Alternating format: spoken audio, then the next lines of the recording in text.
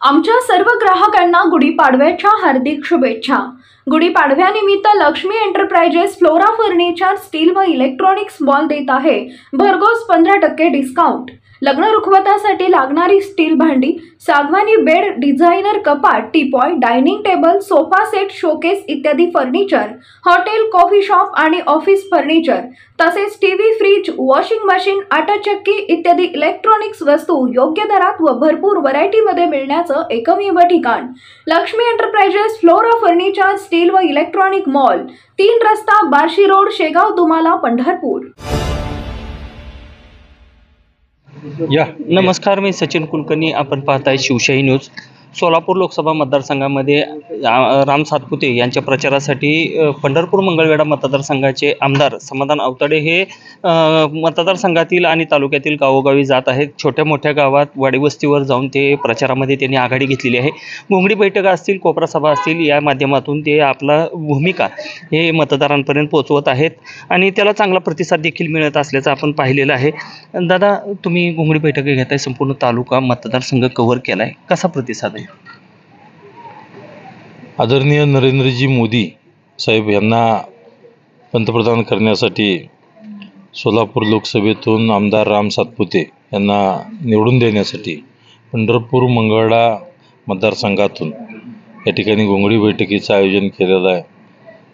जवळ बऱ्याचशा गावामधून या ठिकाणी घोंगडी बैठका ह्या झालेल्या आहेत। अतिशय चांगला उत्स्फूर्त प्रतिसाद या निमित्ताने या घोंगडी बैठकीला मिळतोय।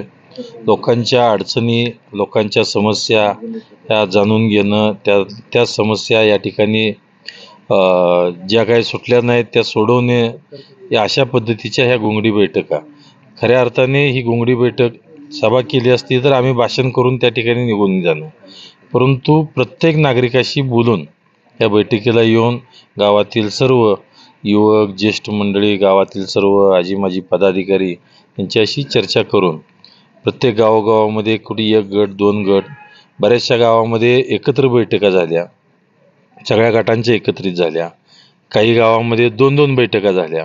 पण दोन्ही बैठका जरी झाल्या असतील तर दोन्ही गट हे भारतीय जनता पार्टी आणि महायुतीचंच काम या ठिकाणी आदरणीय मोदीजींना पंतप्रधान करण्यासाठी 100% करतील याची मला खात्री आहे आणि मोठा प्रतिसाद या घोंगडी बैठकीतून दिसून येतो। सोलापूर जिल्ह्यातल्या जे 2 जागा आहेत, सोलापूर आणि माढा, यामध्ये विजयाची किती टक्के खात्री वाटते तुम्हाला?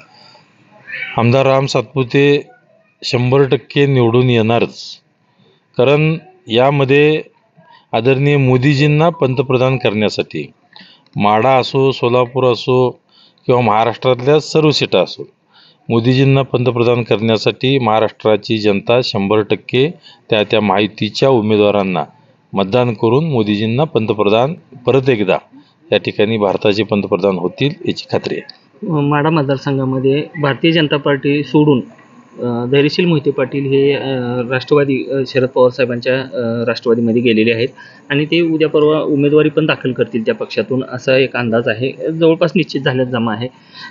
मोहिते पाटलांच्या या एंट्रीमुळं निंबाळकरांना निवडणूक जड जाईल वाटते? ह्याविषयी आमचे प्रदेशाध्यक्ष चंद्रशेखरजी बावनकुळे साहेब यांनी काल त्याविषयी प्रतिक्रिया दिलेली आहे। त्यांच्याकडे त्यांचा राजीनामा आलेला आहे, त्यांनी तो स्वीकारलेला होता आणि नक्कीच राजकारणामध्ये थोडंसं वर खाली हे होत राहत असतं।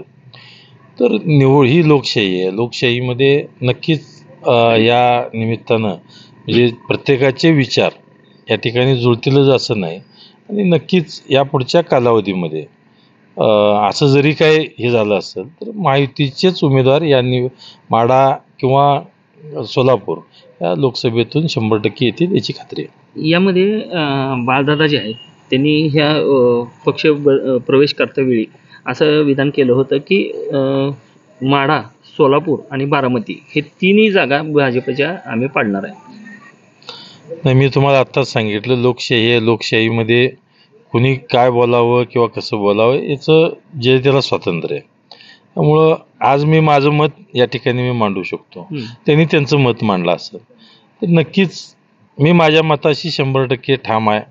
आदरणीय मोदीजींना पंतप्रधान करण्यासाठी माढा आणि सोलापूर ह्या दोन्ही सीट 100% येतील याची मला खात्री आहे. जाता जाता एवढं सांगा, सोलापूरमध्ये परवाच नरेंद्र मोदी साहेबांनी बीडी गुरुकुलचं उद्घाटन केलं, एवढं मोठं लोकार्पण केलं, पण आडम मास्तर हे काँग्रेसबरोबर महाविकास आघाडीबरोबर गेलेले आहेत, काय सांगाल?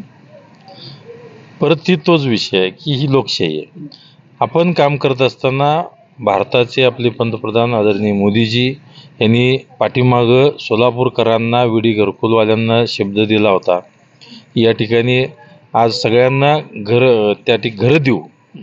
तर काल जवळजवळ हा आशिया खंडातला सगळ्यात मोठा प्रोजेक्ट आहे की आपण जर पाठीमागच्या काळात जर बघितलं, या सोलापूर लोकसभेतून अनेक खासदार होऊन गेले, कुठल्या उच्च पदावर झाले केले, हे सगळं झालं, परंतु सोलापूर असेल किंवा या सोलापूर मतदारसंघासाठी असेल आत्तापर्यंत काय दिलं, हा विषय या ठिकाणी संशोधनाचा आहे.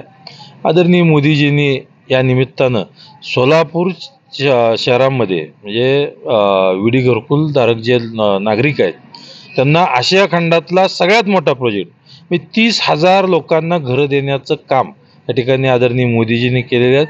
त्यात 15,000 घरं हे तयार करून 15,000 लोकांना त्याची चावी त्या बीडी घरकुलधारकांना त्या ठिकाणी दिलेली आहे.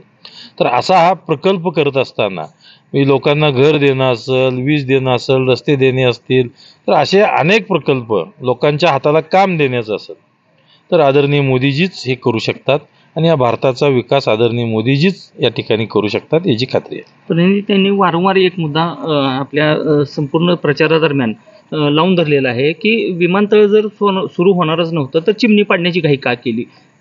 विमानतळाचं काम जवळपास पूर्ण होत आलेलं आहे आणि हे अजून जवळजवळ 90-95% काम पूर्ण झालेलं आहे.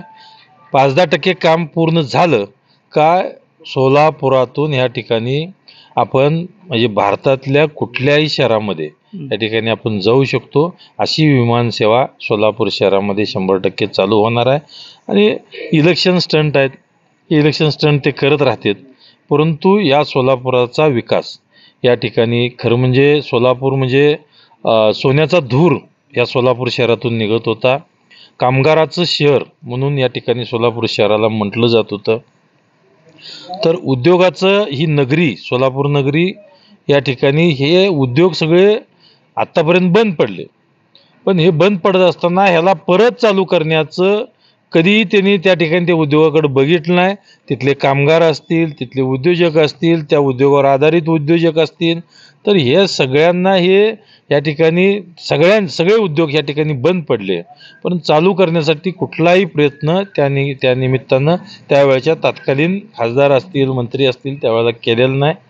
आज मोठ्या प्रमाणात शहरात बेकारी झाली आणि नक्कीच यापुढच्या कालावधीमध्ये आमदार राम सातपुते हे युवक आहेत, काम करणारे आहेत आणि सोलापूर शहरासाठी सुद्धा नक्कीच तिथले विमानतळाचा प्रश्न असेल, तिथला त्या ठिकाणी बेरोजगारीचा प्रश्न असेल, तिथले उद्योगाचा प्रश्न असेल, नक्कीच हे या शासनामध्ये, कारण आपण बघतोय केंद्रामध्ये जर आदरणीय नरेंद्र मोदीजी 3ऱ्या वेळेला पंतप्रधान होणार आहेत तर इथली पंढरपूर मंगळातली जनता असेल किंवा सोलापूर लोकसभेतली जनता असेल ही सुज्ञ जनता आहे. तर या जनतेने 100% आमदार राम सातपुतेलाच निवडून देतील, जेणेकरून केंद्रात, राज्यात आणि आपल्या लोकसभेमध्ये हे तिन्ही सगळे साखळी एकाच पद्धतीनं होतील. त्यामुळं मला 100% खात्री आहे की राम सातपुतेंनाच या ठिकाणी लोकांना मतं देतील. हे होते आमदार समाधान अवताडे आणि येणाऱ्या निवडणुकीमध्ये ते कोणते मुद्दे घेऊन जनतेसमोर जाणार आहेत याची सांगोपांग चर्चा त्यांनी आपल्यासोबत केलेली आहे. व्हिडिओ जर्नलिस्ट विनायकसह सचिन कुलकर्णी, शिवशाही न्यूज.